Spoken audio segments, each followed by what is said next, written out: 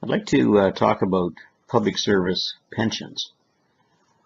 In all provinces in Canada except Saskatchewan, the governments are on a defined contribution program. A defined benefit program. Usually it's employees are entitled to 2% of their per year. So if they work 35 years, they'll get 70% of their best 5 years, which are normally at the end of their career. And at the federal level, that amount is indexed for their lifetime.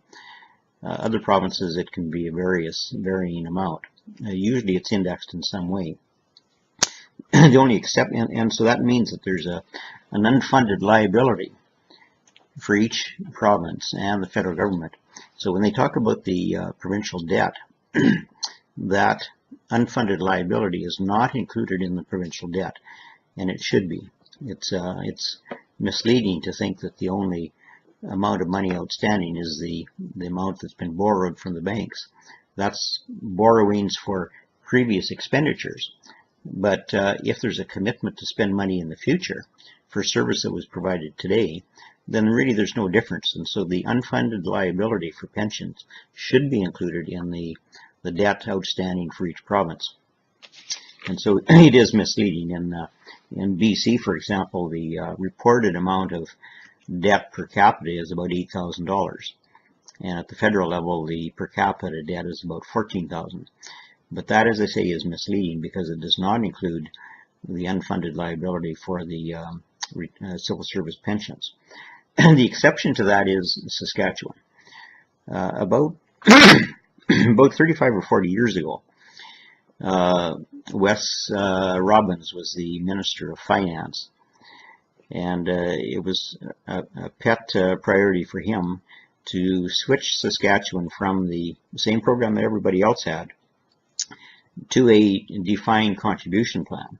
So the basis of the program is this, that each year the province will contribute 5% of the person's salary to a fund, and the individual will make an equal contribution. So a total of 10% of the individual's salary goes into a retirement account, and that will, like a mutual fund, will grow over time, and whatever that amounts to at the time that the individual retires, then that will then be his or her retirement pension. And so that was introduced about 35 years ago, and so the people who were starting with the province of Saskatchewan back at that time will now be about ready to retire. And so they will all be getting their pension based on the savings that they've accumulated over their lifetime. So the province of Saskatchewan is the only province that doesn't have a significant unfunded liability for pensions. There still is a bit, because some of the employees who started before the new program came into effect are still alive and are still benefiting from pensions that are based on the old system. And so they still have a bit of an unfunded liability for those. But as the people age and as more and more of the older civil servants die, that will become less and less. So I think that is something that other provinces should consider. The problem with it is that it doubles up on the pension payments, because they have to pay for the pensions of the people who retired 25 or 30 years ago, plus they have to now start paying for the pensions of the people who are working today. And so it is a burden on the provinces or the federal government that introduces that program today. But Saskatchewan has worked its way through that. They started it 35 years ago. They've now got it behind them, and they're in a much, much better position.